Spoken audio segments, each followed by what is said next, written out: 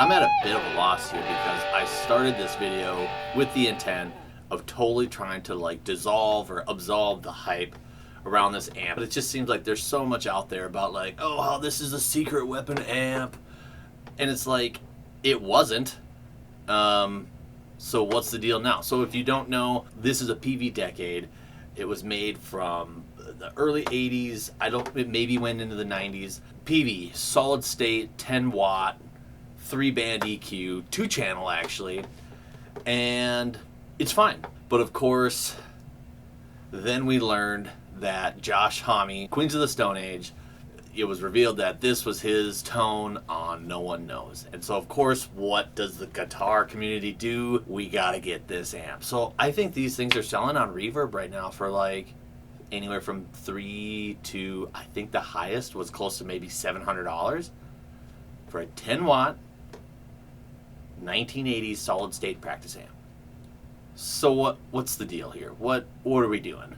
This is my father-in-law's. Asked if I could make this video. He said that was cool and made mention that a similar thing happened with Ted Nugent and people finding out that he recorded on a Fender Champ. You know, there's things like the JHS effect where Josh Scott will mention, you know, something about a really cool pedal, and what do you know, eBay, Reverb, prices skyrocket.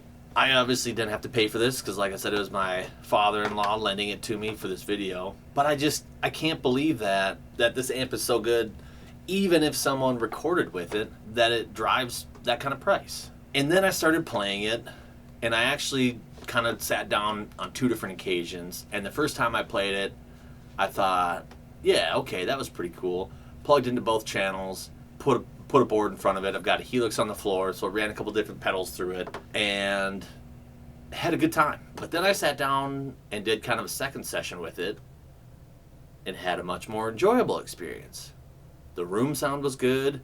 The mic sound was good. I think the only thing that I did different is the first time I sat down to play it, I played on the clean channel, I played on the saturation channel or the dirty channel, whatever you want to call it. I think the amp actually calls it the saturation channel. Yeah, it was a good time, whatever. The second time I played it, I must have ended with it on the dirty channel, and then I started just putting pedals through it, and it was good, or it was better. So a happy little accident, we'll call it, leads me to believe that maybe with this thing being kind of pushed on the crunch channel, the dirty channel, and then having it hit even harder with an overdrive or a fuzz, really kind of pushed it to its max. For sure the fuzz, this thing sounded like it was going to explode with fuzz.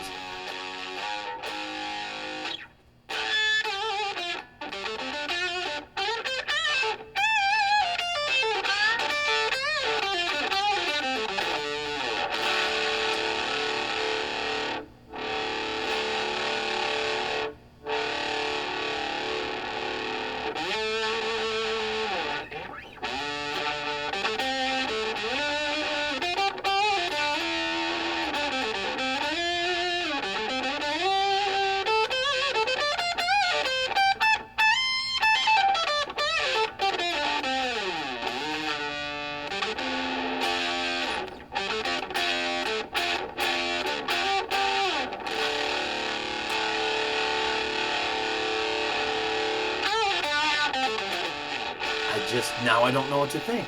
The first time I played it, I thought, perfect. I've busted this. It sounds good for a practice amp, but I would never pay, $300 for a 10 watt. What do we got? Maybe an 8-inch speaker practice amp. And then when I sat down with it again, I had a better experience. I still don't know that I would pay $300 for it, but something interesting happened where, I enjoyed playing it. And so now I just don't even know what this video is about anymore. Because there's plenty of videos out there if you want to see like the No One Knows tone or, the sound of that song, the sound from this amp. And I did my best at playing that riff. But now I'm having a mind shift on kind of gear in general. I've got a Peavey Classic 30? I think it's a 30. Maybe it's a 20. Do they make a 20? Peavey Classic 30 in tweed over here. and I run the same Helix presets or like the same effects through that, and I'm not finding that thing. It doesn't resonate with me. I like rock and roll, heavy gain, and loud amps. And it can get loud, but it doesn't really it gets like edge of breakup plus, and I suppose I could just dump 3, overdrive pedals in front of it, but, I haven't really clicked with that amp yet. Whereas the second time that I sat down with this, I kind of did. I'm searching for where this journey is going to go, because it started off as like, I'm going to bust this myth that this is a $500 amp or worth $500. I just don't know if I can. I have to imagine that this was released as a budget-friendly practice amp that somehow made it into studios and onto some pretty serious recordings. So what makes this amp so special?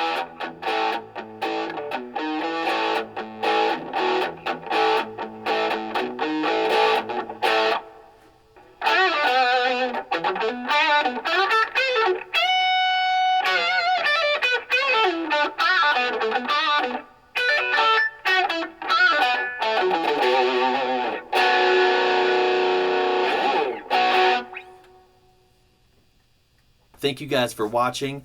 If I can just go into my stats for a minute, when I look at my analytics, most of the people that watch my videos aren't subscribed.